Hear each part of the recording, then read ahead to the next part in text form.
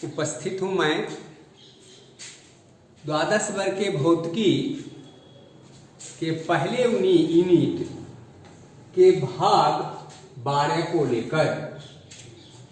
इसमें हम लोग शुरू में संतत आवेश वितरण पर विचार करेंगे।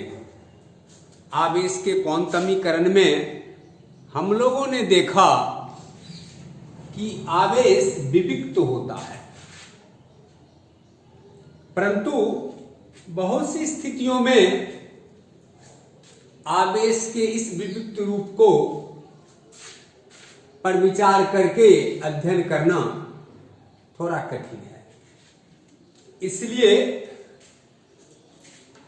सूक्ष्म आवेशों के संतत वितरण की कल्पना की गई है। इसमें पहला हम लोग पढ़ेंगे रैखिक आवेश घनत्व, लीनियर चार्ज डेंसिटी।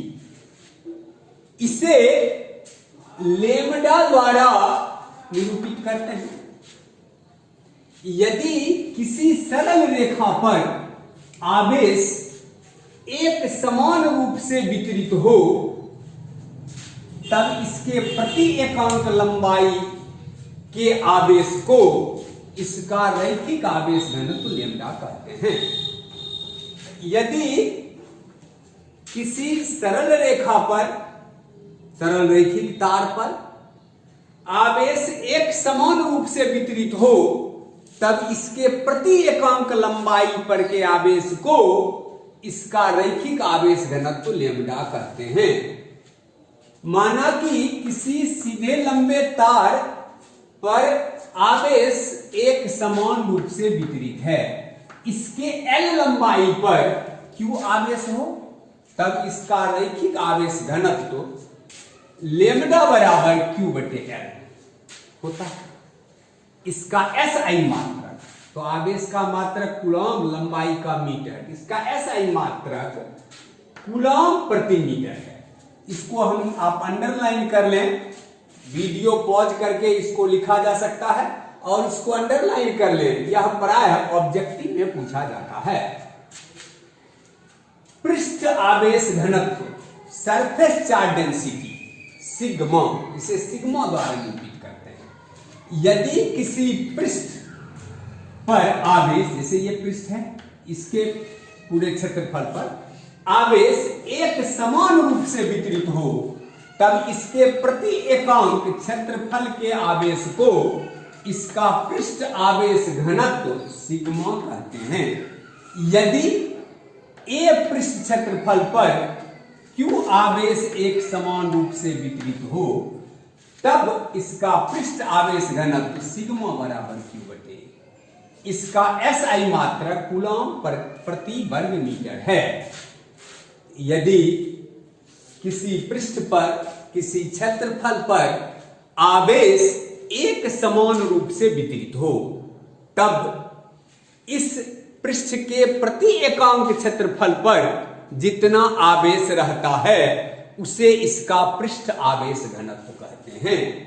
माना कि ए क्षेत्रफल पर कुल Q आवेश है, ए क्षेत्रफल पर कुल Q आवेश एक समान रूप से वितरित है, तब इसका पृष्ठ आवेश घनत्व बराबर Q बटे A। इसका SI मात्रक कूलॉम प्रति वर्ग मीटर है। पुनः पॉज करके ये लिखें और अंडरलाइन करें इसे, जिसे किया गया है, यह ऑब्जेक्टिव में आता है। आयतन आवेश घनत्व, वॉल्यूम चार्ज डेंसिटी रो। यदि किसी आयतन में आवेश एक समान रूप से वितरित हो, तब इसके प्रति एकांक आयतन में जितना आवेश रहता है उसे इसका आयतन आवेश घनत्व रो कहते हैं। फिर से एक बार देखें तो आयतन आवेश घनत्व वॉल्यूम चार्ज डेंसिटी रो।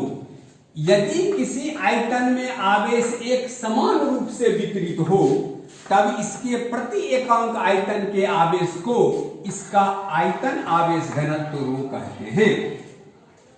यदि भी आयतन में Q आवेश एक समान रूप से वितरित हो तब इसका आयतन आवेश घनत्व रो बराबर Q बटे V। इसका SI मात्रा कूलॉम प्रति घन मीटर है। यह भी अंडरलाइन करें, ऑब्जेक्टिव में आ सकता है। तो अब हम लोग प्रकृति के एक मूल नियम गॉस के नियम पर विचार करेंगे। माना कि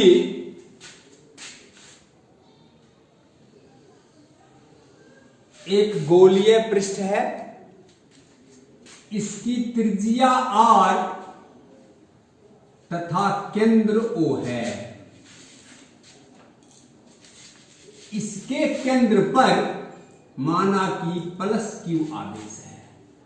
इसके केंद्र पर प्लस Q आवेश है।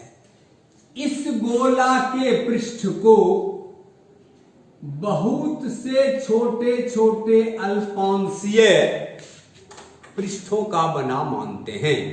जैसा आप लोग गेंद या वॉलीबॉल में देखते हैं, उसके पृष्ठ पर चमड़े के छोटे छोटे टुकड़े को सी दिया जाता है, पूरा गेंद बन जाता है। उसी में एक टुकड़े को हम अल्पांश मानेंगे। यहां इस गोला के सतह को छोटे छोटे अल्पांशों का बना माना।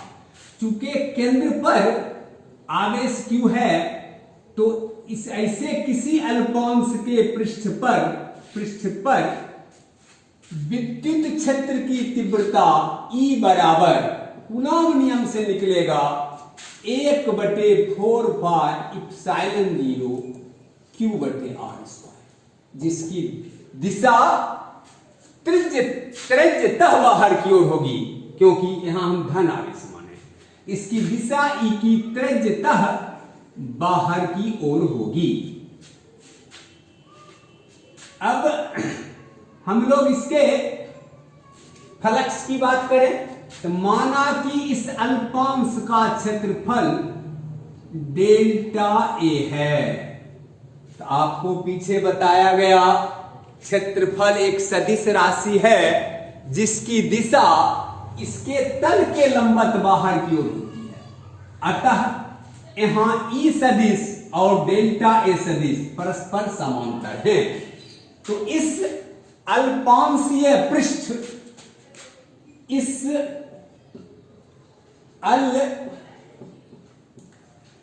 अल्पांशीय पृष्ठ से गुजरने वाला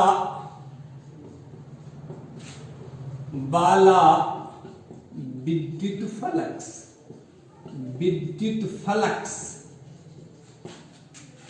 डेल्टा फाई बराबर E vector dot delta A vector, या डेल्टा फाई बराबर E delta A cos 0 degree बराबर E डेल्टा A। पूरे गोला के पृष्ठ से, पूरे इस गोला के पृष्ठ से गुजरने वाला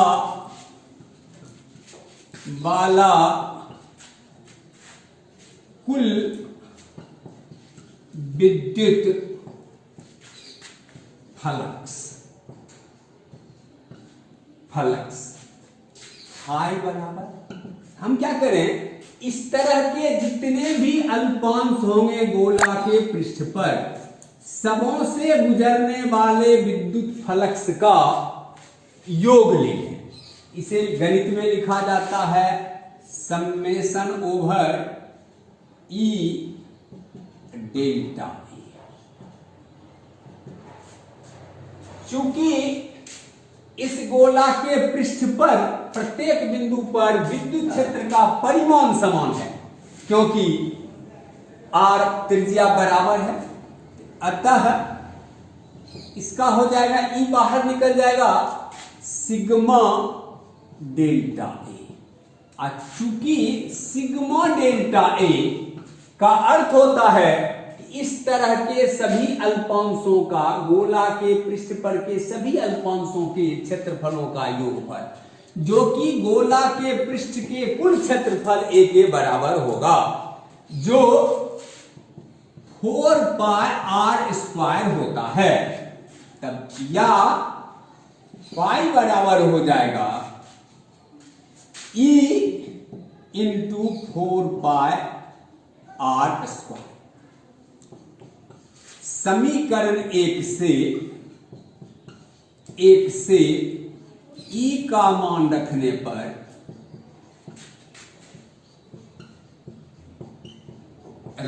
पर फाई बराबर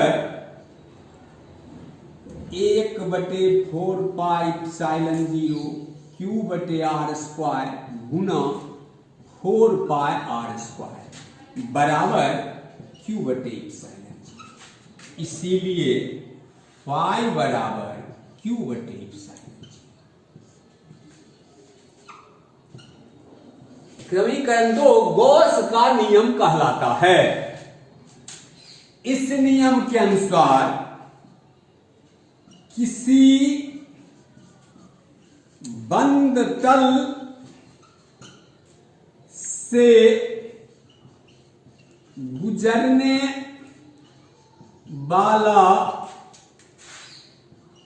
कुल विद्युत फ्लक्स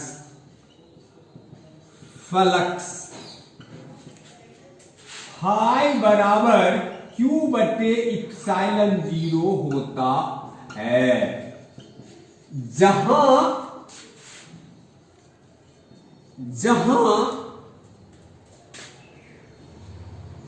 क्यू बंद तल के भीतर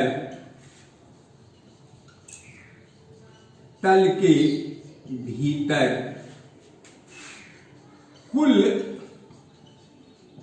आवेश है। हम एक बार पुनः इसे सुने। किसी बंद तल से होकर गुजरने वाला कुल विद्युत फ्लक्स क्यू बटे एप्सिलॉन 0 होता है, जहां क्यू बंद तल के भीतर कुल विद्युत आवेश है। यहां एक बार बात और स्पष्ट है कि यदि बंद तल के भीतर कोई आवेश नहीं हो तब इससे गुजरने वाला विद्युत फ्लक्स अवश्य ही शून्य होगा। अंदर नेट आवेश होना आवश्यक है। अगर समान परिमाण का बराबर विपरीत आवेश किसी बंद तल के भीतर हो, इसका अर्थ यह है उसके भीतर कोई नेट आवेश नहीं है। इसके कारण उससे गुजरने वाला विद्युत फ्लक्स शून्य होगा।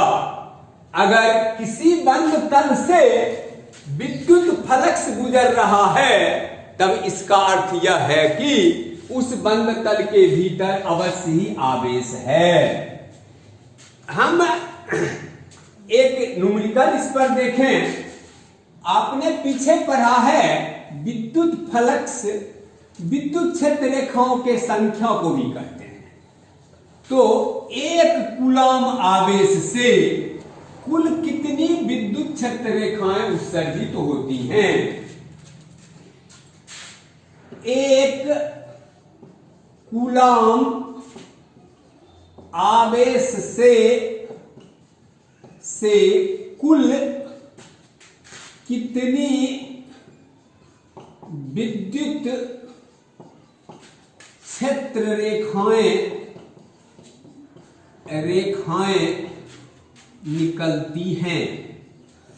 निकलती हैं। इसे हल करने के लिए हम गॉस का नियम लगाएंगे। चूंकि क्यू फाई बराबर क्यू बटे एप्सिलॉन 0 या क्यू का मान 1, एप्सिलॉन 0 का मान पीछे आपने पढ़ा 8.854 गुना 10 पर पावर -12। इसको हल करने पर आप हल करके देखें 1.11 गुना 10 पावर 11 एक संख्या है। इतनी क्षेत्र रेखाएं एक कूलम आवेश से उत्सर्जित होती हैं। आगे हम लोग गॉस के नियम के अनुप्रयोग को पढ़ेंगे। धन्यवाद।